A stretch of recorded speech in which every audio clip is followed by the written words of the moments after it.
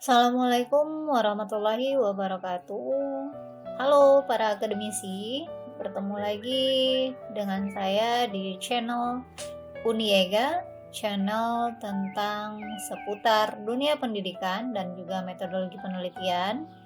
Terima kasih kepada teman-teman yang sudah mensupport channel ini, sehingga channel ini bisa memberikan manfaat dan juga informasi-informasi yang menarik seputar dunia pendidikan dan juga metodologi penelitian. Video kali ini kita akan membahas tentang penulisan abstrak yang masih merunut pada metodologi penelitian.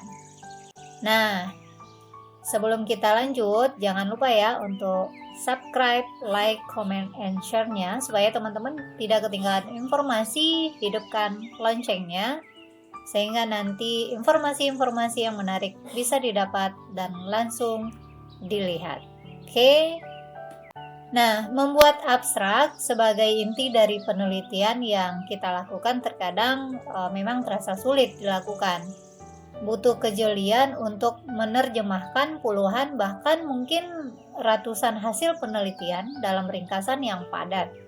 Tetapi tenang saja, ada beberapa langkah mudah untuk membantu kita menyusunnya. Namun, sebelum kita menjelaskan langkah-langkah yang mudah itu, kita perlu tahu apa itu abstrak.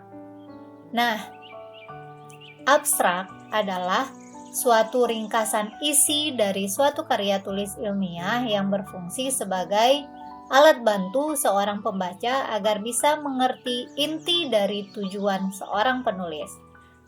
Nah, fungsi dari abstrak yaitu memberikan potret informasi bagi pembaca mengenai isi dari suatu karya ilmiah yang sudah dibuat. Penjabaran sederhana digunakan untuk mempermudah proses unggah ke dunia maya dan mempermudah pembaca memahami inti dan isi dari sebuah karya ilmiah.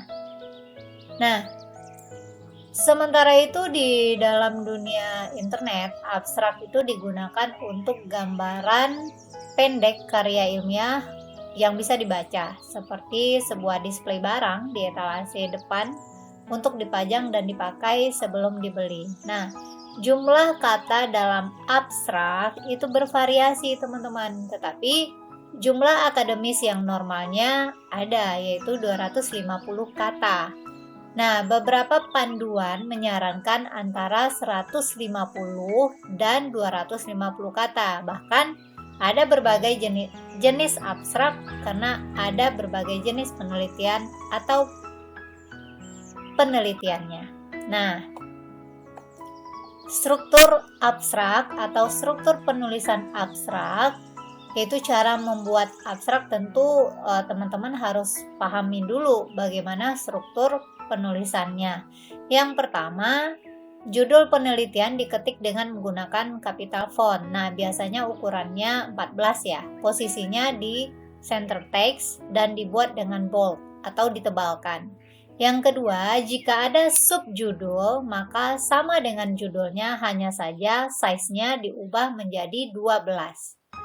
Yang ketiga, nama peneliti ditulis tanpa menggunakan gelar, hanya saja diberi nomor urut dengan superscript, posisi center dengan font size 12 dan dicetak tebal atau ditulis tebal. Yang keempat, nama jurusan atau program studi peneliti dan alamat institusi posisinya di tengah dengan font size 12, ukuran 12 dan ditulis tebal. Yang kelima, email ketua penulis saja. Biasanya hanya ketuanya saja ya emailnya yang dicantumkan dengan posisi center atau tengah dengan fontnya 12. Yang keenam, judul bagian abstrak ditulis dengan huruf besar, posisinya center atau di tengah dengan tulisan tebal atau bold. Yang ketujuh, isi abstrak ditulis dengan posisi rata kanan kiri dengan jumlah kata maksimal 250 kata dengan menggunakan font size 12. Yang kedelapan adalah kata kunci dibuat dengan rata kiri dan kanan. Nah, tips dalam menulis abstrak yaitu yang pertama, cara mudah menulis abstrak itu buat dulu latar belakang atau dilihat dulu latar belakangnya. Nah, latar belakang ini menjelaskan tentang masalah penelitian. Nah, sebuah penelitian kita lakukan karena memiliki urgensi atau tujuan tertentu. Yang kedua, metode atau pendekatan masalah. Menjelaskan tentang metode yang digunakan dalam penelitian. Nah, yang keempat, hasil penelitian.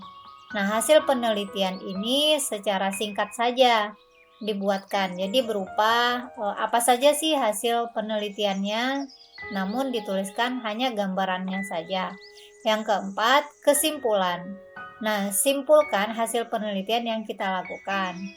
Nah, kesimpulan ini suatu hal yang paling vital dalam suatu penelitian, maka ungkapkanlah dengan kalimat yang penting-penting saja.